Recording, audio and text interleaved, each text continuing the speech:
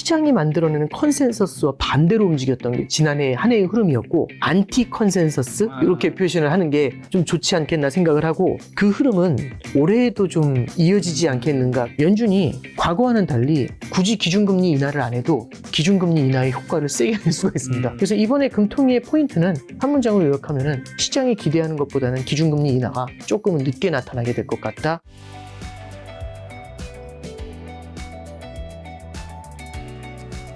자, 팀장님과 이제 올해 첫 콘텐츠인데요. 이제 올해 여러 가지 질문하기 전에 어쨌든 작년에 투자자분들에게 사실 굉장히 어려운 한 해였잖아요. 예. 사실 지수는 오르긴 했는데 네네네. 어쨌든 굉장히 어려운 한 해였는데 팀장님께는 좀 어떤 한 해였는지랑 작년 주식시장 좀 돌아봤을 때 기억이 남았던 현상과 그리고 더 드시는 팀장님만의 교훈 같은 게 있다면요. 네네. 뭐 제가 이제 주식 전문가가 아니라서 주식시장만으로 말씀드리긴 좀 애매하고요. 네. 그러니까 전반적인 시장을 봤었을 때 제가 좀 느꼈던 부분들을 좀 간단히만 좀 말씀드리면, 첫 번째는요. 이제 작년 초에 이제 다들 경기 침체 온다는 얘기를 했었잖아요. 많이 했죠. 예, 이 경기 침체가 온다라고 하니까 시장의 반응이 오히려 경기 침체에 대한 피벗 기대를 만들어내면서 오히려 시장 금리가 내려가고 달러가 약세가도 돈이 풀려 나오니까 주가가 올라가죠. 예, 그러니까 이제 이 경기 침체 안 오네? 라고 이제 생각을 하잖아요. 근데 이제 그러면은 경기 침체가 온다라고 했더니 경기 침체가 안 와버리는 그런 케이스가 이제 첫 번째 기억이었던 거고, 두 번째는 다들 경기 침체가 오니까 피벗 기대하면서 금리가 내려갈 거라고 생각해서 다들 이거 금리 이제 계속 밑으로 내리꽂힌다. 금리 인상 끝났다 했는데 추가 금리 인상이 나오죠. 오히려 이 금리가 내려갈 거라는 기대가 자산 가격을 위로 올리면서 이게 소비를 탄탄하게 만드니까 온다는 경기 침체는 안 오고 오히려 추가 금리 인상이 나오면서 작년에 보면 금리가 이제 세게 하락했다가 크게 뛰어 올랐거든요. 그래서 와, 이거 미국의 부채도 심각하고 이거 금리 계속 올라갈 것 같아. 인플레이션 잡기 쉽지 않잖아. 그래서 금리가 더 올라갈 거다라고 생각해서 시장에서는 금리 더 올라가는 거 아니야 이렇게 다들 걱정하고 있더니 확 주저앉아가지고 금리가 밑으로 내려와요. 근데 연초하고 연말을 비교해보면 금리가 똑같습니다. 그러면 저는 이제 생각하는 게, 만약 작년 초에 전망을 할 때는 어떻게 전망하는 게 맞았을까. 그냥 금리는 올해 옆으로 길 겁니다. 이렇게 얘기해야지 답이. 왜냐면 그래, 이 앞과 끝이 똑같았잖아요. 그럼 옆으로 긴 거잖아요, 결국은.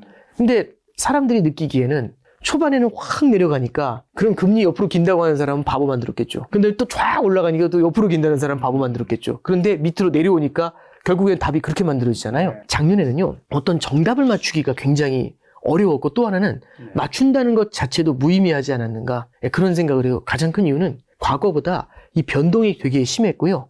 변동이 심할 때마다 변곡점은 사람들이 생각하는 컨센서스. 금리는 내려갈 거야 하는 순간 튀고 더 올라갈 거야 하는 순간 꺾이죠. 환율도 되게 비슷했고요. 주식시장도 되게 비슷했던 것 같아요. 그래서 연간으로 따지면은 금리도 원점으로 돌아왔고 환율도 원점으로 돌아왔고 국제유가 같은 경우도 원점으로 돌아왔거든요. 그러니까 다들 허무하다. 이제 이런 생각들을 되게 많이 했죠. 그래서 작년을 바라봤었을 때 딱 한 가지로만 정리를 하면, 시장이 만들어내는 컨센서스와 반대로 움직였던 게 지난해 한 해의 흐름이었고, 저는 이제 안티 컨센서스 이렇게 표현을 하는 게 좀 좋지 않겠나 생각을 하고, 그 흐름은 올해에도 좀 이어지지 않겠는가, 그런 생각은 좀 해보고 있습니다. 지금 환율 얘기해 주셔서 네네. 환율이 작년 말에 뭐 1200, 뭐 7, 80원까지 네. 쭉 내려가다가 네네. 좀 안정되나 싶었는데 최근에 많이 튀었죠. 네네. 1300, 뭐 30원, 40원까지 급하게 또 올라왔는데 네네. 유독 원화가 약하다는 느낌이 강한데 왜 2024년 이런 일이 벌어지고 있는 걸까요? 네, 일단 첫 번째는요. 글로벌 달러가 강해진 게 첫 번째 요인이죠. 글로벌 달러가 강해진 건데, 이제 달러가 강해지면 사실은 원화만 달러 대비 약해지는 게 아니라 다른 통화도 달러 대비 약해져야 되잖아요. 그럼 당연히 엔화도 달러 대비 약해져야겠죠. 근데 엔화는 원화 대비 덜 약해졌어요. 그럼 그걸 뭘로 알 수 있냐면, 작년에 보시면 작년 10월 11월에 엔화가 원엔 환율이 850원까지 내려갔거든요. 그럼 엔화하고 원화하고 계속 똑같이 움직이면 850원이 유지가 돼야 돼요. 근데 최근에 보면은 엔화가 900원이거든요. 이 얘기는 뭐냐면 엔화가 강해진 거죠. 원화가 달러 대비 약해졌지만, 그리고 엔화도 달러 대비 약해졌지만 엔화가 원화보다는 덜 약해진 거죠. 그렇죠. 그러니까 결국에는 850원이 아니라 900원이 된 거고, 달러가 제일 세고 그 밑에 엔화가 있었던 거고 맨 밑에 원화가 있는 겁니다. 그러다 보니까 달러가 강해졌기 때문입니다라는 말 한마디로 끝날 수 있는 게 아니라, 그 안에 그럼 원화가 왜 유독 약할 거라는 것에 대해서도 사실 우리는 궁금해할 수밖에 없는 요인이 되는 거죠. 그래서 이제 좀 몇 가지만 좀 생각을 해보면, 첫 번째는 글로벌 달러가 강해졌던 요인이 1번인데, 가장 큰 요인은 시장의 피벗 기대가 많이 조금은 좀 둔화가 된 것 같아요. 사실 작년에 12월 달 FOMC에서 저도 깜짝 놀랐는데, 기준금리 인하를 시사하니까 시장에서 환호를 했거든요. 이 옛날부터 히스토리가 있어요. 연준은요, 좀처럼 기준금리 인하를 안 하는데 기준금리 인하를 한번 하잖아요. 그러면은 큰 폭으로 빠르게 해요. 그래서 금리를 올릴 땐 천천히 올리지만 내리면 화끈하게 내리 꽂아버리거든요. 네. 그러니까 시장에서 생각하는 거죠. 과거의 패턴을 보면 네. 드디어 금리 인하의 포문을 열었으니까 이제 화끈하게 내려올 거야. 이제 이런 생각을 하는 거죠. 그래서 연준에서 3번 정도 인하할 수 있습니다라고 얘기한 거를 7번 인하로 받아들이죠. 연준에서는 올해 3번, 내년에 4번에서 2년간 7번을 생각하고 있는데 그렇죠. 시장에서는 올해 원샷으로 7번을 생각을 해요. 그러니까 이제 연준도 당황할 수밖에 없는 거죠. 대신에 어쨌든 시장에서는 금리가 급격하고 빠르게 내려올 거라는 거를 갖다가 시장 금리에다가 이제 프라이싱을 하는 거죠. 그리고 금리가 그만큼 내려오면 달러가 김이 빠질 거지 않습니까? 그래서 달러도 1340원까지 올라가고 막 그랬다가 확 주저앉아가지고 1270원 뭐 이렇게 내려왔던 거죠. 근데 지금 보니까 분위기가 그 정도는 아니겠는데? 이 얘기가 나오고 있는 거죠. 생각보다 미국의 성장률이 탄탄해요. 네. 1분기 GDP 성장률이 지금 현재 그 GDP 나오라고 해서 애틀랜타 연은에서 보여주는 게 있는데 2.6 정도 나오거든요. 이 2.6이라는 숫자가 중요한 게 아니고 그냥 쉽게 말씀드리면 네. 미국의 잠재 성장률이라는 게 있습니다. 2.0을 얘기를 해요. 네. 이 2.0, 그럼 잠재 성장률은 뭐냐? 그냥 정상적인 성장률을 2라고 하는 거죠. 그러니까 사람이 키가 크면 1년에 한 3, 4cm 크는 게 정상이다. 이런 건데 갑자기 막 5, 60 크면 너무 이제 좀 과열되는 그런 모습인 거잖아요. 그래서 2% 정도 성장을 하면은 미국의 현재 체력 정도를 봤을 땐 적당해. 이건데 2.6 정도 성장해요. 그러면 적당한 것보다 조금 살짝 뜨거운 정도죠. 작년 3분기에는 5%가 넘게 성장을 했거든요. 그런 걸 보면 그런 건 좀 과열이었던 거고. 근데 작년 4분기가 성장률이 좀 많이 좀 내려갈 거라고 생각했는데 생각보다는 양호해요. 이제 이런 걸 보고 미국의 소비도 생각보다 탄탄하고 하니까 그러면 금리 인하를 그렇게 급하게 할 필요가 있을까라는 생각이 나온 거죠. 그래서 금리 인하를 많이 할 거라고 생각을 했었던 것들이 조금 되돌려지면서 7번 금리 인하할 거야 라는 게 지금은 5번 정도로 좀 줄었습니다. 그러면 엄청나게 풀어낼 거라고 생각을 했었는데 그게 반대로 말려 올라가는 느낌이죠. 예, 이렇게 됐었을 때는 달러가 많이 인하할 거라고 생각해서 약해졌다가 아닌가 하면서 조금 되돌려지는 이제 그런 모습을 볼 수 있죠. 그래서 전체적으로 글로벌 달러가 강해졌던 요인은 네. 금리 인하가 많이 나타날 거라고 생각했던 게 되감기면서 올라온 부분이 있습니다. 이게 일단 첫 번째인데 이것만으로 설명이 안 되는 게 원화가 왜 유독 약한데? 원화 찍혔어? 이제 이런 생각을 할 수 있죠. 일단 옛날하고 바뀐 게 하나 있는 것 같아요. 네. 어떤 게 바뀐 거냐면 환율을 볼 때 제일 중요한 게 2가지입니다. 그 나라의 성장이 되게 중요하고요. 그 나라의 금리가 되게 중요해요. 한 국가가 강한 성장을 보이잖아요. 그 성장의 과실을 따먹기 위해서 투자자들이 그 국가로 투자를 해서 들어가죠. 그 나라의 주식을 사야지 배당으로 그 성장의 과실을 같이 나눌 거 아닙니까? 그럼 그 나라의 투자 자산을 사기 위해서는 당연히 그 나라 통화를 먼저 사서 들어가야 되거든요. 그렇죠. 그 과정에서 미국의 성장이 탄탄하면 미국의 달러를 사서 들어오게 되겠죠. 그래서 미국의 성장이 강하면 미국의 달러가 강해집니다. 하나 더. 그 다음에 미국의 금리가 높으면 높은 금리를 얻기 위해서 달러를 사서 들어오겠죠. 그래서 미국이 달러가 셀 때는 금리가 높고 그 다음에 성장이 강하잖아요. 그럼 달러가 어마어마하게 강합니다. 그죠? 근데 이제 문제가 있습니다. 올해 초 작년 말부터 어떤 얘기가 나온 거냐면 미국이 금리를 인하한대요. 네. 그래서 왜 인하해? 했더니 뜨거웠던 미국의 성장이 쿨다운되고 있는 모습이 느껴져. 이렇게 얘기를 하고 있는 거죠. 이 2가지 얘기는 결국에는 성장이 약해질 것 같고 금리도 내려갈 것 같다는 거잖아요. 네. 중요한 건 성장이 약해진 것도 아니고 금리가 내려간 것도 아닌데 그럴 것 같다라는 미래에 대한 예측이 생긴 거죠. 네. 투자는요, 미래를 보면서 하게 되죠. 지금을 보면서 하는 게 아니라 미래를 보면서 하지 않습니까? 금리도 내려오고 성장도 약해질 것 같아요. 그러면 둘 다 약해질 것 같으면 달러가 힘이 빠지겠죠. 푹 하고 김이 빠지는 겁니다. 그래서 이제 달러가 약해지는 모습인데 과거에는 미국의 성장이 둔화되고 미국의 금리가 낮아지잖아요. 그러면 상대적으로 달러가 약해지면서 원화가 강해지곤 했어요. 근데 이번에 분위기는 뭐냐면 이런 거죠. 미국의 금리가 내려갈 것 같은데 시장 금리가 내려갈 것 같은데 그러면 미국이 금리를 인상하기 때문에 지금 우리나라가 금리 인하를 못하지 만약에 미국이 금리 인하면 우리나라도 오히려 선제적으로 할 수 있어. 이런 얘기가 나오는 거죠. 이 얘기는 왜 그러냐면 우리나라 실물 경제 그렇게 좋지가 않습니다. 하는 총재 코멘트에서도 이번에 나온 거지만 올해 우리나라 성장률이 2% 정도 나올 것 같다고 얘기를 하고 있거든요. 근데 이게 이슈가 하나 있어요. 성장이 모두가 2%씩 성장하는 게 아니라 수출과 내수로 나눠진다고 한번 보죠. 수출 성장이 있고 내수 성장이 있습니다. 올해 성장률이 반등하는 요인은 어디서 많이 찾냐면 반도체 수출의 개선에서 찾고 있어요. 그럼 반도체 수출에서 좋아지면 이쪽이 굉장히 좋아지면서 일을 맞춰주는 거거든요. 그럼 내수는 어떨까요? 혹시 개인적으로 반도체 수출하시는 거 없죠? 네. 그러니까 결국에는 반도체 수출이라는 건 기업에 해당되는 얘기지 서민 경제에 해당되는 건 아니잖아요. 네. 우리나라 자영업 경제가 굉장히 안 좋습니다. 이제 이런 것들을 통해 봤었을 때 우리는 뭘 느낄 수 있냐면 실제 수출 성장하고 내수의 온도차가 다르잖아요. 근데 개인들, 서민들은 어떤 온도차를 많이 느끼냐면 수출보다는 내수, 소비 쪽에서 많이 느끼게 되죠. 이건 둔화가 돼 있는데 수출 성장으로 일을 맞춰줘봤자 우리는 일하는 숫자는 보지만 그 일을 체감을 하지 못하죠.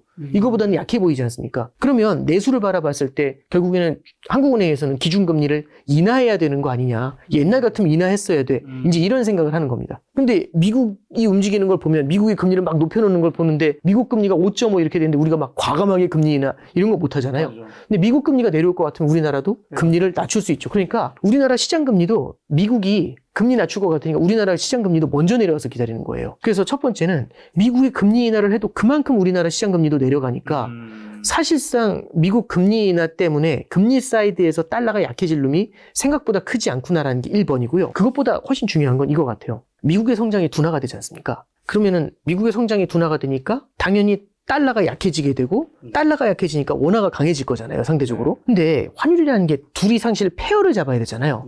달러의 상대편에 원화가 있어야 되는데 과거에는요, 미국의 성장이 둔화되면 달러가 약해지고 어김없이 원화가 강해졌었어요. 왜냐하면 우리나라는 미국에도 수출을 하지만 중국에도 수출을 해요. 그러면 미국 경제가 안 좋아도 중국 경제가 강하잖아요. 그럼 중국 경제에 수출을 해가지고 우리가 달러 거래를 굉장히 많이 하죠. 그럼 우리나라는 미국의 성장이 둔화돼도 신흥국에 대한 수출 같은 걸 통해가지고 수출 다변화가 돼 있으니까 여기서 성장을 만들어내면 됩니다. 그럼 미국의 성장 둔화 대비 우리나라 성장이 깨지는 게 크지 않으면 달러 약세, 원화 강세가 가능해요. 근데 최근 뉴스를 보니까 우리나라 수출 1위 국가가 중국에서 미국으로 바뀌었다더라고요. 앞으로 대중수출, 개인적으로, 제가 팩트를 전하는 게 아니라 대중수출은 어렵다는 얘기가 되게 많이 나옵니다. 작가님도 아마 여러 훌륭한 게스트분들한테 말씀드리셨지만 대중수출이 옛날만큼 좋아질 겁니다. 이렇게 말씀하시는 분은 많지는 않잖아요. 없죠. 예. 그럼 앞으로도 우리나라 중국 수출이 좀 어려울 거잖아요. 미국에 대한 성장 의존도가 높죠.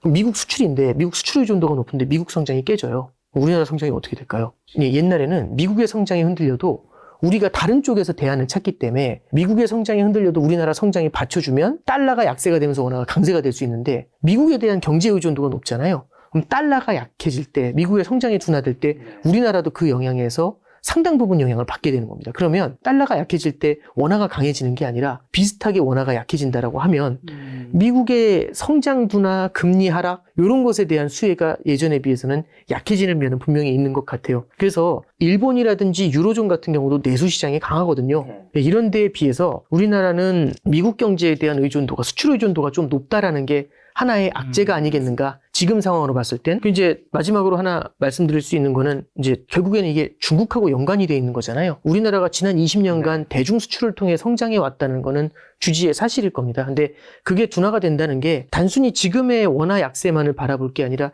조금은 긴 관점에서 본다면 과거 대비로 원화 강세의 어떤 뭐랄까요? 어떤 그 펀더멘탈? 그런 게 과거보다는 좀 약해지지 않았겠나 그런 생각과 함께 환율이 옛날만큼 그러면 내려가기가 쉽지 않지 않을까라는 생각. 옛날에 우리가 뭐 1,100원, 1,000원 이런 거 많이 봤었잖아요.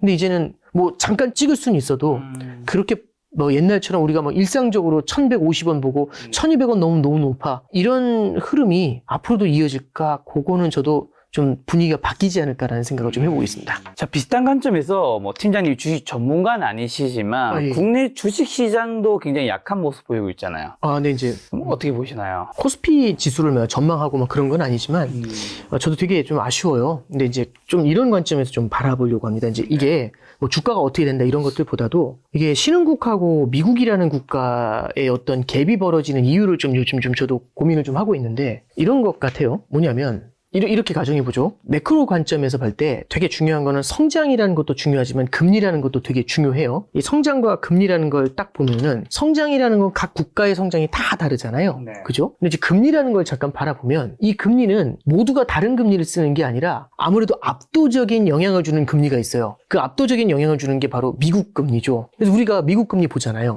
한번 잠깐 가정해서 생각해 보는 거죠. 우리는 미국 금리 보고 우리나라 금리 보잖아요. 미국은 우리나라 금리 볼까요? 안 보지 않아요? 안 볼 것 같죠. 그죠? 우리는 미국 금리 되게 중요하지 않습니까? 예. 이게 뭐하고 되게 비슷하냐면 영어하고 되게 비슷한 것 같아요.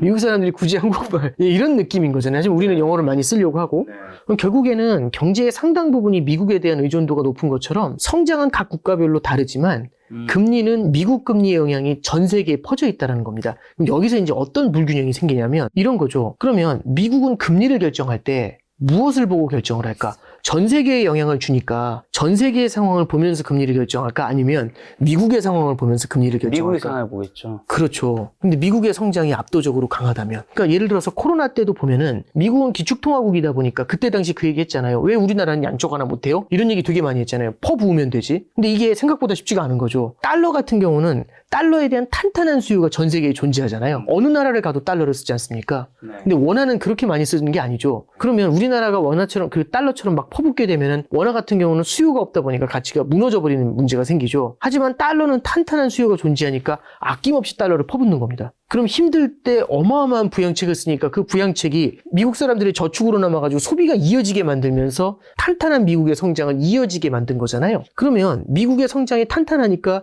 그 뜨거워지는 걸 막기 위해서 미국은 금리를 세게 올립니다. 근데 다른 나라의 성장이 미국만큼 강할까요? 그러지 않으면 미국은 미국의 성장을 보면서 금리를 올리는데 다른 나라의 성장은 이 금리를 감당할 수 있을 만큼 강하지 않으면 너무나 허덕이게 되겠죠. 참고로 말씀드리면 우리 코로나 때 21년도 2월 달에 코스피 지수가요.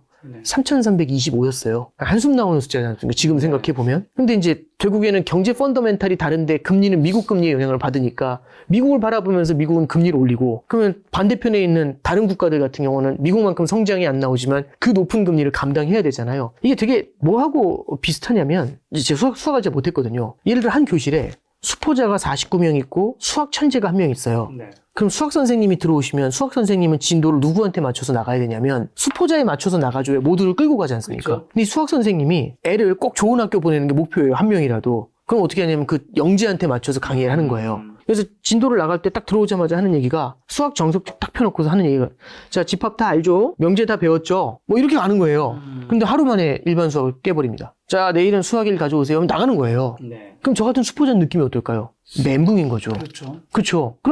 그러면서 이제 가끔씩 진도를 천천히 나가는데 그게 언제 진도를 천천히 나가냐면 수학 영재가 선생님 조금 어렵네요 하면 그때 천천히 나가요. 네네. 나머지는 다 멘붕인 거죠. 미국이 금리 인하한다고 하잖아요. 미국 경제를 보면 천천히 가야 되거든요. 네. 근데 다른 나라는 절실하죠. 너무 힘들지 않습니까? 그러면 경제 펀더멘탈 대비 미국의 긴축이 강하잖아요. 그러면 신흥국들이 받는 타격은 상대적으로 강한 것 같아요. 혹시 그 멀미 해보신 적 있으세요? 해봤죠. 운전할 때 운전자는 멀미 안 하잖아요. 운전자는 자기가 예측이 되지 않습니까? 바라보면서. 그렇죠. 언제 울렁거릴지 다 알잖아요. 맞아. 멀미를 안 하잖아요. 근데 앉아있는 사람은 그걸 모르니까 계속 예측을 하지 못한 상태에서 계속 흔들리니까 멀미가 나잖아요. 네. 그러니까 미국은 자국의 어떤 페이스대로 금리를 올렸다 내렸다 하면서 운전을 하는데 옆에 있는 나라들 체력도 약하니까 당연히 멀미를 할 수밖에 없겠죠. 그래서 저는 미국 대비해가지고 다른 국가들의 어떤 주식시장이나 금융시장이 좀 약한 모습을 보이는 이유는 이런 데서 찾을 수 있고요. 그럼 이제 반론이 나올 수 있죠. 아니, 인도나 일본이나 이런 데 괜찮지 않냐? 이런 질문이 나올 수 있어요. 이게 약간 프렌드십이라고 해가지고 미국하고 편을 먹는 쪽이나 내지는 중국이라는 시장이 무너지게 되면서 여기 이 파이가 갈라져 나오는 것들 있죠.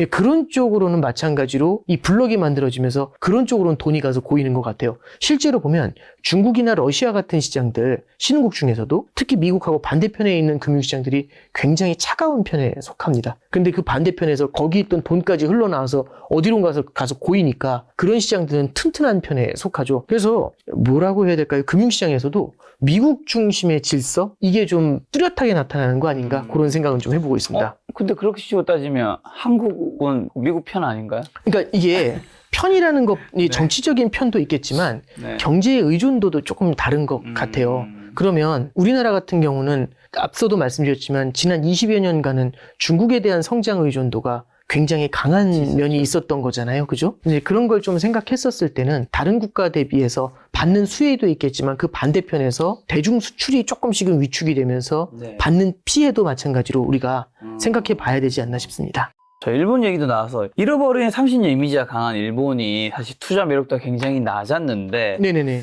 최근 일본 니케이 225 지수가 버블 경제 시절이던 1990년 이후 처음으로 35,000선 넘었는데 네네네. 그 이유는 무엇이고 앞으로 좀 어떻게 될까요, 일본? 앞서도 말씀드렸다시피 결국에는 중국이나 한국 시장이 굉장히 고전을 할 때 일본 시장이 굉장히 강한 모습을 보여줬거든요. 그리고 이제 일본 경제가 사실상 선순환으로 돌아간다라는 생각들을 좀 하는 것 같아요. 이게 이제 뭐하고 맞물리냐면 일본의 가장 큰 문제 중에 하나가 임금입니다. 임금이 결국에는 디플레이션을 오랫동안 겪다 보니까 기업들이 너무 힘들어가지고 그 사람들의 임금을 거의 올려주질 못했어요. 그래서 참 독특한 게 일본이라는 나라가 3, 4월이 되면은 춘투라고 해가지고 정부에서 기업들을 오히려 압박해요. 노동자들과 함께 모여가지고 우리 노동자들 임금 올려주라고. 임금이 올라가면 이 인플레이션이 임금이라는 건 한 번 올라가면 안 내려오지 않습니까? 탄탄한 인플레이션이 만들어져요. 그래서 디플레이션에서 30년 동안 너무 힘든 나머지 어떻게 해서든지 인플레이션을 만들어야 되니까 관제춘투라는 말이 나와요. 일본 정부에서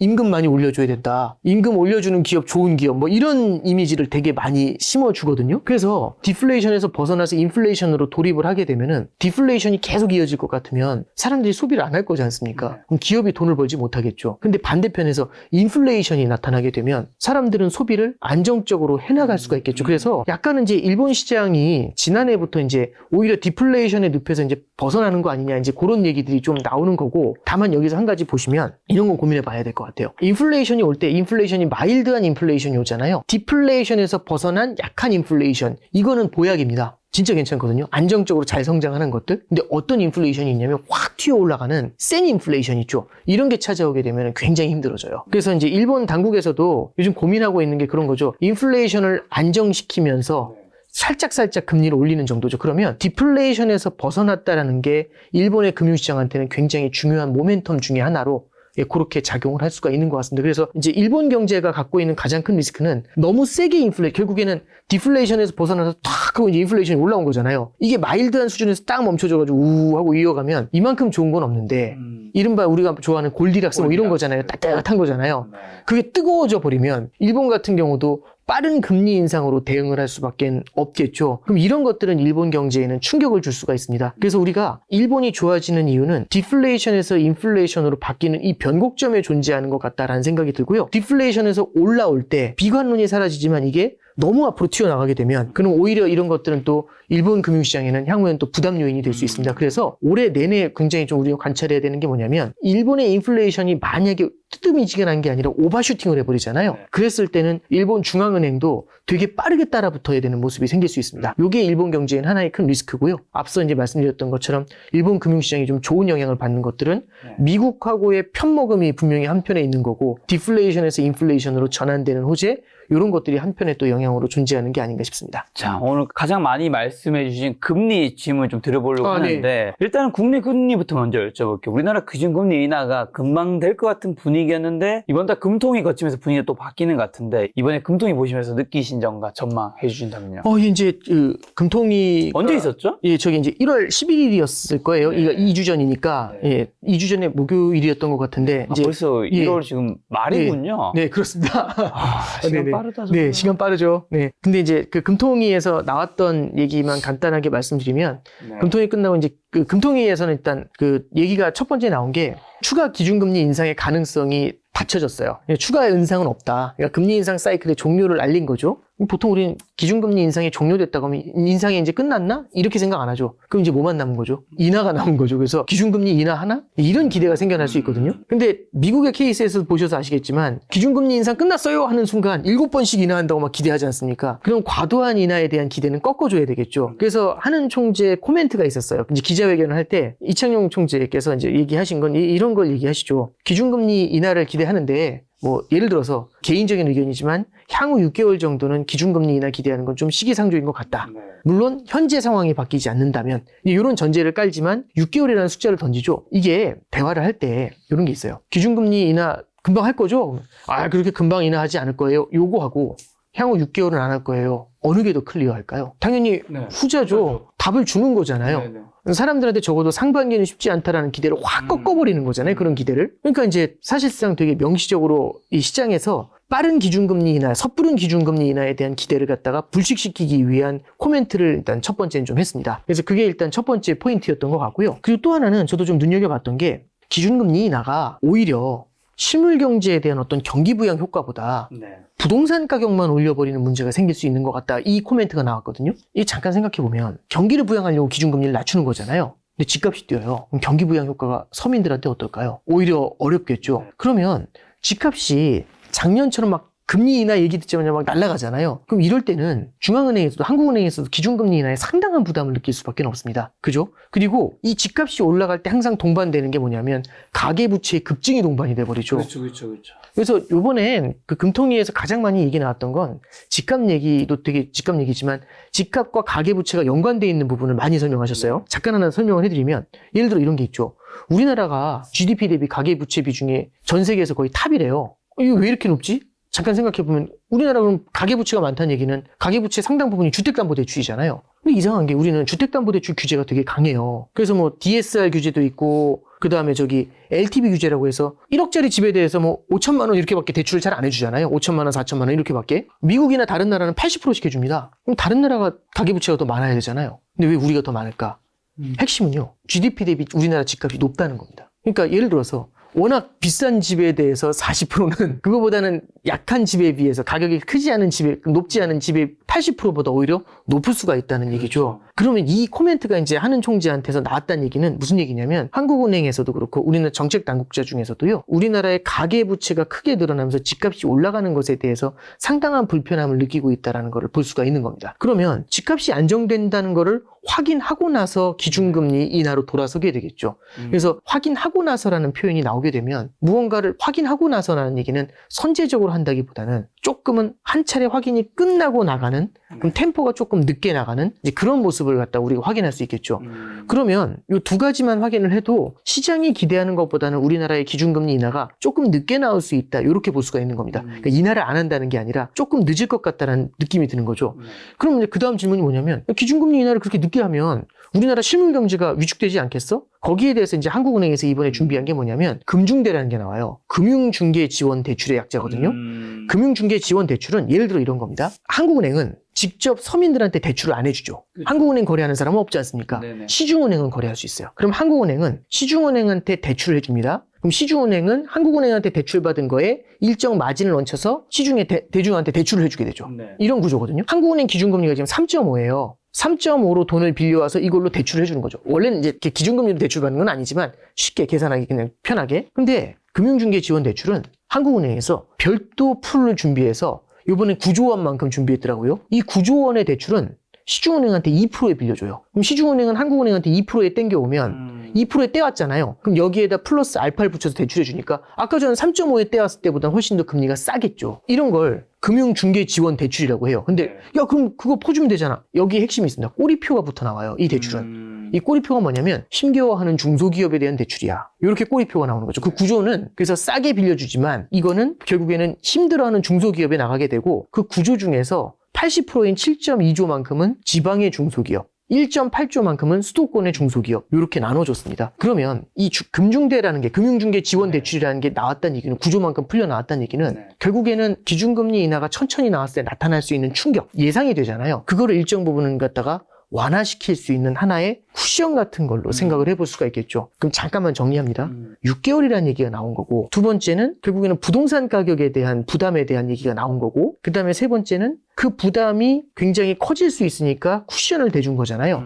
그럼 쿠션까지 대줬을 정도면 결국에는 기준금리 인하를 생각보다는 빨리 안 해도 된다라는 그런 형태의 커뮤니케이션이 일어난 게 아닌가 좀 그렇게 생각을 하고요. 그래서 이번에 금통위의 포인트는 한 문장으로 요약하면은 시장이 기대하는 것보다는 기준금리 인하가 조금은 늦게 나타나게 될 것 같다. 이렇게 정리할 수 있을 것 같습니다. 자, 한국도 중요하지만 사실 제일 중요한 건 이제 한국도 이제 미국을 보고 있으니까 네네. 미국일 텐데 미국 기준금리 굉장히 중요할 텐데 연준도 헷갈리는 것이 금리를 많이 인하할 것처럼 말을 했다가 또 지금 또 신중해야 한다고 아, 네. 아리까리하게 말한단 말이죠. 네네네. 왜 이렇게 우리 시장에 있는 분들 헷갈리게 어떻게 보면 그 멘트로서 뭐 시장의 기대치를 조절하는 것 같기도 하고 조절하는 것도 분명히 있다라고 생각을 하는데 뭐 이왕 얘기 나왔으니까 네. 좀 요즘 조금 고민하는 게 연준이 기준금리를 3번 낮출 거라고 했는데 시장이 7번 낮출 거라고 기대하거든요. 그러니까요. 그러면서 막 자산 가격이 어마어마하게 올라가요. 그럼 예를 들어서 연준이 5번 낮춘다고 하면 어떻게 될 것 같으세요? 그러면은 7번 예상할까요? 아니면 10번 예상할까요? 아, 예상하는 10번. 그렇죠. 그러니까 뭐냐면 물론 10번인지는 확신은 기대치가 못하지만 또 크다는 거죠. 연준이 생각하는 것보다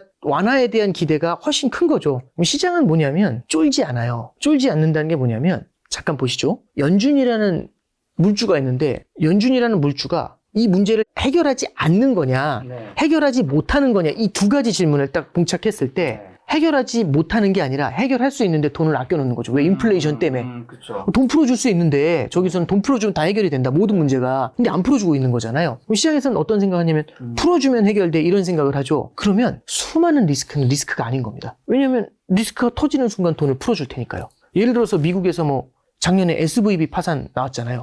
은행 파산 나왔잖아요. 시장이 별로 안 쫄았죠. 그렇죠. SVB 파산 나오니까 며칠 지나니까 어떤 얘기가 나왔냐면 금리 인하하는 거 아니야? 이 얘기 나온 거거든요. 양적 긴축 멈추는 거 아니야? 이런 얘기 나왔거든요. 너무 좋아하는 거죠. 오히려 금리 인하가 될 것 같다고. 그러면 연준은 기준금리 인하를 굳이 안 해도 시장에서 알아서 시장금리를 잡아내리면서 자산시장이 부글부글 끌어올리니까 굳이 기준금리 인하를 안 해도 경기 부양의 효과가 생기잖아요. 다시 말씀드리면 3번 인하한다고 얘기했는데 7번 인하의 효과가 나잖아요.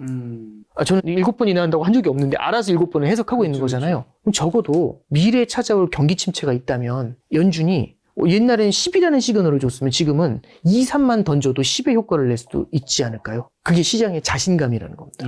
이게 옛날하고 좀 바뀐 것 같아요. 그러면 연준이 과거와는 달리 실물 경제의 침체를 컨트롤할 수 있는 능력이 과거보다 조금 더 세진 게 아닌가 싶고요. 굳이 기준금리 인하를 안 해도 기준금리 인하의 효과를 세게 낼 수가 있습니다.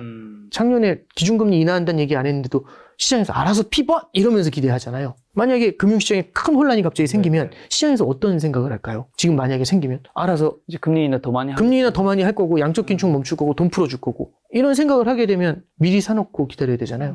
그럼 옛날처럼 막 주저앉는 게 아니라 반등을 하면서 오히려 기다리고 있지 않을까요? 그렇죠. 그러니까 이제 과거에 비해서 연준 스스로도 못 느꼈겠지만 연준이 무언가 시그널을 주는 것에 대해서 훨씬 더 세게 나가는 겁니다. 그러니까 옛날에 엑셀 밟으면 이제 우리 엑셀 밟았을 때 나가는 느낌인데 엑셀 밟으면 급발진이 나오는 거죠. 확 뛰어나가는 거죠. 그래서 당황하는 거죠. 이거 뭐지? 근데 생각해보니까 이거를 무기로 쓸 수도 있겠죠. 왜냐하면 많이 뒤쳐져 있다면 빨리 따라가야 될 때. 그래서 이제 연준 입장에서는 제 생각 이것도 하나의 양날의 검이라는 생각이 드는데 과거보다 적어도 통화 완화에 대해서 쓰는 칼은 시장이 알아서 이 칼의 힘을 2배를 만들어준다는 생각?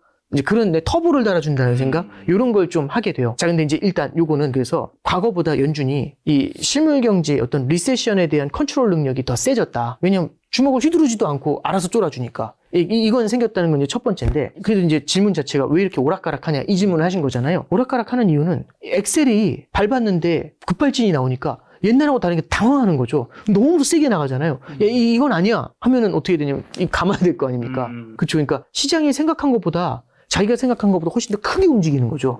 그리고 되감으려고 하면 너무 또 세게 와버리고 이 왔다 갔다가 너무 크다 보니까 연준 입장에서도 이거를 연준이 컨트롤하는데 생각한 그렇죠. 멘트로 인한 시장의 기대치가 있었는데 연준이 생각한 것보다 더 크게 해석하고 네. 또 축소하고 해석하니까 왔다 갔다 하게 되는. 작년 같은 경우는 그래서 다들 기준금리 인하할 거 이렇게 생각하는데 그런 거 없어 이렇게 해보니까 막 다 파랗게 질려가지고 미국 시장금리가 5%까지 올라갔잖아요. 10년짜리 국채금리가. 그러다가 비번 이 얘기하니까 쫙 내려와 버리고 이렇게 왔다 갔다 하니까 연준 입장에서도 굉장히 당황스러울 수밖에 없을 것 같아요. 이걸 그냥 하나의 연준도 어떤 스트레스 같은 게 있는 건데 긴축이라는 게 이런 것 같아요. 인플레이션을 잡기 위해 긴축하는 거잖아요. 경기를 죽이기 위해서 긴축하는 게 아니라 그러면 인플레이션을 잡잖아요. 잡게 되면은 경기를 죽일 필요까지는 없어요. 그래서 오버킬을 할 필요는 없거든요. 적정하게 올려놓고 나오면 되는 거예요.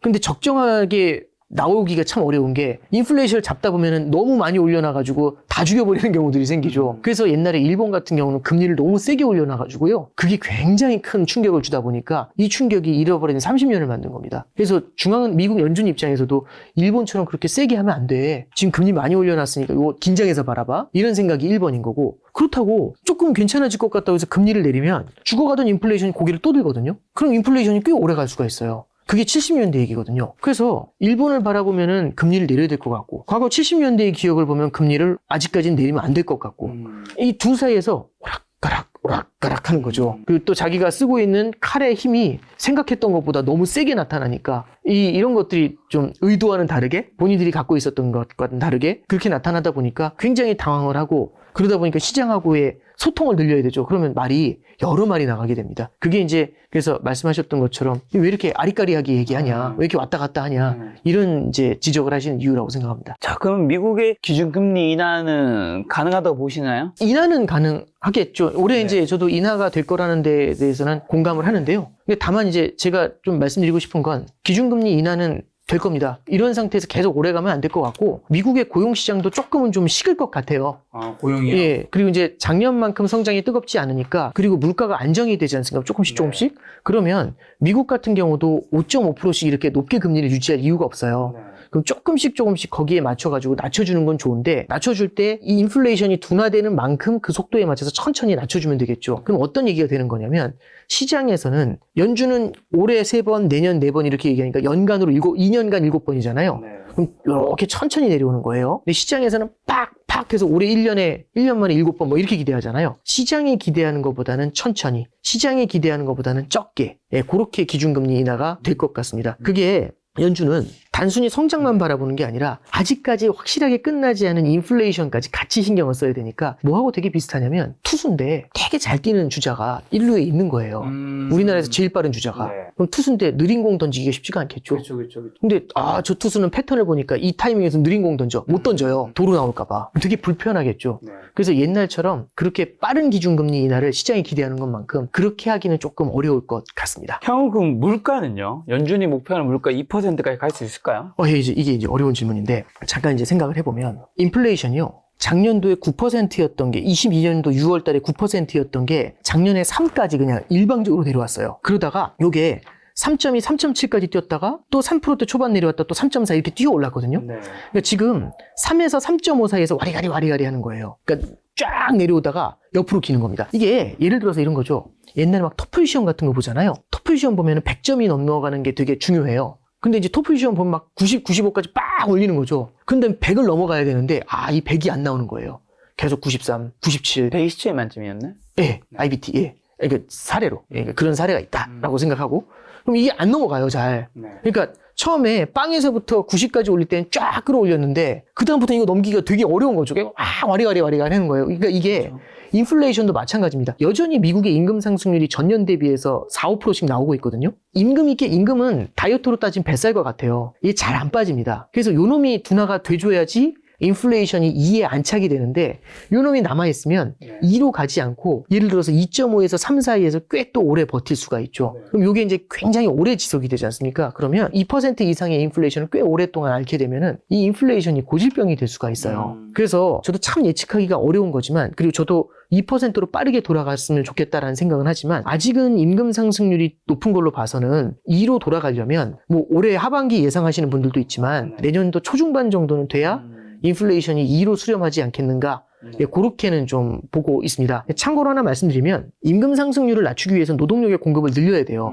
그래서 노동력의 공급이 작년에 꽤 많이 늘었거든요. 그게 왜 그랬냐면 미국에 이민이 늘어났어요. 근데 이민이 꽤 많이 늘었는데 지금 혹시 뉴스 보셔서 아시겠지만은 지금 이민을 신청하면 멕시코에서 이렇게 미국으로 올라오는 이민을 신청하면은 300만 명이 대기하고 있답니다. 그래서 이민을 판정해주는 판사가 그렇게 바쁘시대요. 300만 명을 판결하려면 그러니까요. 그럼 불가능한 얘기잖아요. 네. 몇 년 기다리세요. 뭐 이런 분위기인 거죠. 그러니까 이제 이 얘기가 나오니까 그럼 이 사람들이 다 미국의 노동시장으로 흘러나오면은 노동력이 공급이 늘어나니까 임금이 내려갈 거지 않습니까? 근데 이제 여러 가지 문제를 만들어요. 공화당 같은 경우 이민 별로 안 좋아하거든요. 그랬더니 이민자들을 민주당 지역으로 보내버리고 막 이런데요. 그리고 이 사람들의 그럼 주거는 어떻게 해결이 될까요? 미국의 집값이 높은데. 그럼 노숙의 문제가 생기죠. 이런 것들은 사회 불안으로도 이어질 수가 있습니다. 그래서 트럼프가 지금 후보로 나와 있지 않습니까? 내가 당선이 되면 이민 또 막을 거라고. 내가 예전에 멕시코 장벽 막았던 거 기억 안 나냐고. 이런 얘기를 하고 있는 거죠. 그러면 올해는 작년만큼 이 이민이 풀려나오면서 노동력의 공급이 화끈하게 늘까? 네. 그게 조금은 좀 일단 살짝은 발목이 잡힐 것 같아요. 그럼 이런 거는 결국에는 실물 경제가 확실하게 쿨다운 되는 게 아니라면 수요가 둔화되는 게 아니라면 임금 사이드에서의 인플레이션 압력이 생각보다 내려오는 속도가 느릴 것 같아요. 그래서 결론은 물가도 작년보다 조금 더 안정이 되겠습니다만 2.5% 이런 수준까지 내려온다면 옆으로 좀 오래 길 것 같습니다. 그게 이제 시장에서 기대하는 것보다는 조금 더 시간이 좀 네. 걸리지 않을까? 예, 그렇게 생각하고 있습니다. 미국이 또 금리 결정할 때 고용을 많이 보잖아요. 네, 그렇습니다. 고용은요? 예, 고용 시장에 대해서도 앞에 간단하게 이제 언급을 해드렸지만, 해주셨지만. 예, 이게 결국에는 고용 시장이 식기는 할 것 같아요. 네. 그렇지만 고용 시장이 식기는 해도 네. 뭐 옛날에 금융위기 때 본 것처럼 막 마이너스 고용 성장 뭐 이런 거 있잖아요. 예, 그런 거하고는 조금은 다를 것 같고, 그래서 뭐 한 지금 수준보다 조금 더 둔화되어 있는 정도? 예, 그런 흐름이 좀 나타나게 될 거라고는 좀 보고 있습니다. 네. 그리고 최근에 또 연준이 진행하고 있는 양적 긴축 중단될 것이라는 전망도 힘을 얻고 있는데 여기에 대해서는 어떻게 보시나요? 중단된다기보다는요. 네. 아니, 결국엔 중단되겠죠. 그러니까 이것도 이제 끝을 향해 가는 게 맞는 게 22년도 6월인가부터 시작했어요. 그럼 지금 24년 1월이니까 꽤 오래 했죠. 그래서 이제 꽤 많이 줄였어요. 꽤 많이 줄이긴 해서 한 1조 3천억 달러 그 정도 줄였거든요. 근데 이게 결국에는 뭘 줄이게 되냐면 미국 은행들의 지급준비금을 줄이게 됩니다. 그럼 은행들이 굉장히 많은 달러를 갖고 있다가 이 달러가 줄어드는 문제를 만들게 되거든요. 근데 이제 이게 은행들의 달러가 많이 줄어들게 되면은 은행들이 이렇게 시중에 대출을 해줘야 되는데 자기 코가 석자면 대출을 못 해주게 되죠. 그래서 풍부한 돈을 갖고 있어야 대출을 해줄 수 있고 이래야 실물 경제의 성장이 유지가 돼요. 근데 이 양적 긴축을 계속하게 되면 은행의 달러가 줄어들게 되잖아요. 그럼 어디까지 줄어들면 문제냐? 과거에 보니까 2019년도에 보니까 어떤 이슈가 있었냐면 그때도 양적 긴축하고 있었거든요. 양적 긴축이 거의 끝났는데 이때 당시에 이 미국의 지급준비금이 많이 줄어서 GDP의 한 8에서 10% 정도까지 줄어드니까 갑자기 은행들이 달러 자금을 풀어주지 못하면서 좀 어려운 얘기인데 미국의 레포 시장이라는 데서 난리가 났었어요. 레포 사태가 일어났죠. 그래서 이거 메우려고 연준이 나서가지고 거의 양적 완화에 준하는 돈을 풀어준 다음에 간신히 해결을 했습니다. 그럼 지금 양적 긴축하고 있으니까 미국 그 은행들의 지급준비금이 줄어들 거잖아요. 이 지급준비금이 이제 조만간 머지않은 미래에 이제 줄어들기 시작할 거예요, 제대로. 이게 그럼 막 줄어들게 되면은 GDP에 8에서 10%까지 내려올 수도 있잖아요. 그럼 아까 보셨던 그 사태가 다시 재현될 수 있지 않습니까? 그럼 우와, 양적 긴축하면 안 되겠네?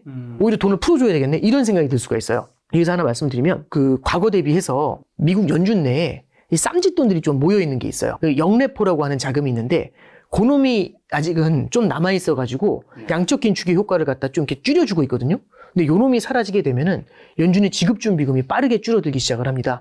그러면서 빠르게 줄어들게 되면은 앞서 말씀드렸던 것처럼 은행에 돈이 모자라서 사단이 나는 거 아니냐 이런 우려가 이제 생겨나고 있는 거죠. 이게 근데 하나 더 말씀드리면 이 사단이 생각보다 빠를 수 있다 이런 주장도 있어요. 왜 그러냐면 옛날하고 다른 게 2019년도만 해도 은행들이 대부분 다 건전했거든요. 근데 지금은 작년에 SVB 사태 있었잖아요. 그렇죠. 소형은행에는 돈이 빠지고 대형은행으로 돈이 몰려요. 그러면 대형은행에 돈이 많이 있잖아요. 이게 다 지급준비금에 박혀 있는 거죠. 소형은행의 지급준비금도 있고 대형은행의 지급준비금도 있는데 옛날에는 소형은행에 예금이 많았는데 이게 많이 줄면서 대형은행이 늘어났잖아요. 지급준비금이 똑같긴 해도 문제는 소형은행은 확실히 적고 대형은행은 많은 거예요. 그러면 지급준비금을 줄이는 양적 긴축을 하잖아요. 대형은행은 그냥 여전히 풍부한 유동성의 바닷속에서 헤엄치는데 소형은행은 어떨까요? 옛날에 비해서 빠르게 숨이 막히는 거죠. GDP의 8에서 10%가 아니라 이제는 12%까지만 와도 이거 숨 막히는 거 아니야? 이런 얘기가 나오고 있는 겁니다. 그래서 무슨 얘기가 나오는 거냐면 얼마 전에 그 미국 연준 위원 중에 한 명이 이거 미국의 개별 은행들이 굉장히 위험할 수 있으니까 양적 긴축의 속도를 조절해야 돼요. 이 얘기가 나온 거죠. 그래서 양적 긴축 멈추는 거 아니냐 이 얘기가 나온 거예요. 근데 양적 긴축을 만약 멈추면 어떤 일이 벌어지게 될까요? 시장에서는 와 이러지 않을까요? 대박 이러지 않을까요? 오히려 자산 시장을 갖다 건드려 놓을 수 있겠죠. 그렇죠. 그래서 이분이 이제 코멘트를 할 때 어떻게 얘기를 하냐면 양적 긴축을 멈춰라 이게 아니라 양적 긴축의 속도를 조절해야 된다. 그렇게 얘기합니다. 지금은 약 900억 달러씩 줄이고 있거든요. 이거를 예를 들어서 500억 달러만 줄이는 이런 식으로 속도를 조절해야 된다고 하는 거죠. 이유가 뭐냐? 이거 멈추려는 거 아니냐? 그게 아니라 오래 하려면 조금씩 해야 된다고 얘기합니다. 잠깐 보세요. 어느 금액에서 문제가 생길지는 알 수가 없잖아요. 그죠? 그러면 어느 금액인지 이 레벨에 오면은 어느 금액인지 모르지만 그 레벨에 오면 사단이 나는 거거든요. 이 금액을 팍 이렇게 줄여가면 이 어느 순간 닥치게 되면은 팍 무너지게 되면서 오히려 그 다 멈춘 다음에 다시 되려 돈을 풀어주는 문제가 생기는 거잖아요. 근데 인플레이션이 여전히 남아있는 상태에서 되려 돈을 풀면 이거는 시그널이 되게 안 좋게 나타날 수 있지 않습니까? 그러면 요 라인이 어딘지 모르지만 내릴 때 팍팍 내리는 게 아니라 천천히 내려오게 되면 오히려 이 라인에 가장 붙어서 끝낼 수가 있겠죠. 더 많이 하려면 더 천천히 해야 됩니다. 그래서 저는 양적 긴축이 중단되더라도 올해 한 4분기 정도까지는 유지가 될 거라고 보고요. 근데 중간에 2분기 정도부터는 양적 긴축의 속도가 좀 조절이 되지 않겠는가 그렇게 조심스럽게는 좀 생각하고 있습니다. 자, 가시기 전에 하나 더 여쭤보면 올해는 사실 전 세계 선거의 해라고 불리고 네네. 미국에도 대선이 있는 해잖아요. 네네. 대선이 있는 해가 제가 알고 있기로는 주식시장이 좋은 걸로는 들은 것 같은데 왜냐하면 현직 대통령이 재선을 하려면 뭔가 경제를 좀 부흥시켜야지 다시 뽑을 테니까 들었는데 실제 역사적으로 좀 어떻고 올해는 좀 어떻게 될까요? 미국 대선이 있었던 해가 네. 제가 겪었던 해가 언제냐면은 네. 2000년에 있었고요. 2000년에 미국 대선이 있었는데 그때 닷컴 버블이 깨졌던 해입니다.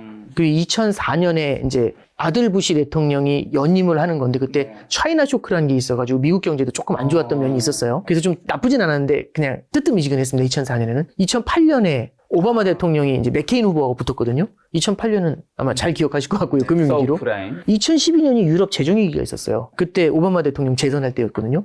그래서 2012년이 물론 이제 하반기, 4분기 들어와서 시장이 좀 개선되긴 했지만 이 상반기에는 그렇게 좋진 않았어요.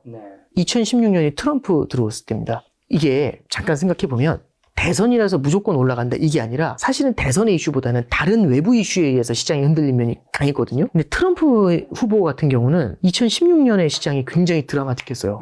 트럼프 대통령이 당선될 것 같았거든요. 그랬더니 초반에 이게 그때 날짜가 11월 8일이었을 겁니다. 16년도. 저희 이제 새벽에 마켓 보잖아요. 트럼프 대통령 당선이 거의 기정사실화 되니까 주식시장이 S&P 500 2%씩 빠지기 시작했어요. 맞아. 난리가 났거든요. 그래서 와 큰일 났다 이랬는데 갑자기 우리나라 시간으로 밤 12시 반? 이때부터 반등이 시작이 돼요. 그러더니만 그날 3% 올라서 끝났어요, 시장이. 난리가 났었습니다. 근데 그때 나온 얘기가 뭐냐면 트럼프 대통령이 감세를 하게 되면 법인세를 낮춰주는 거거든요. 그럼 그게 다 수익으로 남게 되니까 이게 배당으로 나갈 거잖아요. 그럼 주식에 대한 매력이 높아지겠죠. 트럼프 대통령이 그렇게 아끼던 재정을 아낌없이 허물어가지고 경기 부양할 거다. 이런 얘기들이 막 나오니까 이 미국 경제가 뜨거워질 거라는 기대감이 커지면서요. 그때 당시에 금리, 주가, 환율 방향성이 다 바뀌었었습니다. 이번에도 이제 트럼프 후보가 또 나와 있잖아요. 대표적으로 하는 얘기가 이민 정책을 되돌리겠다. 그 다음에 IRA와 같은 정책을 되돌리겠다. 그 다음에 일반 관세로 10%씩 때려버리겠다. 이런 얘기들 나오죠. 그리고 신흥국들하고 방위비 분담하면서 미국이 세계의 경찰이 아니라 우리가 왜 다 해줘야 되는데 라는 얘기들을 하려고 하는 거잖아요. 이런 일련의 정책들이 지금까지 이어져 왔었던 관성을 바꿔버릴 수가 있어요. 이런 것들은 시장 입장에서는 흐름을 갖다가 한 번씩 흔들어 놓는 그런 요인들이 좀 될 수가 있습니다. 그래서 저도 트럼프 후보가 나왔다는 그 부분을 좀 봤을 때 그리고 이 사람의 당선 가능성이 높아질수록 금융시장의 좀 분위기가 좀 새롭게 나타나지 않겠는가. 예를 들어서 관세 10%씩 올리고 이민을 막아버리잖아요. 그러면 이거는 인플레이션 요인이 될 수도 있죠. 그럼 우리가 여태까지 생각했었던 인플레이션의 시나리오가 바뀌어버릴 수도 있죠. 이런 것들은 또 금리를 자극할 수도 있습니다. 그래서 좀 뭐랄까요. 뭐 누가 될 것이다 이건 아무도 모르죠. 근데 어느 한쪽이 됐었을 때의 시나리오를 좀 감안을 하면서 우리가 포트폴리오 투자 운용을 할 때 이런 것들을 좀 반영을 해두는 것도 필요하지 않겠나 싶습니다.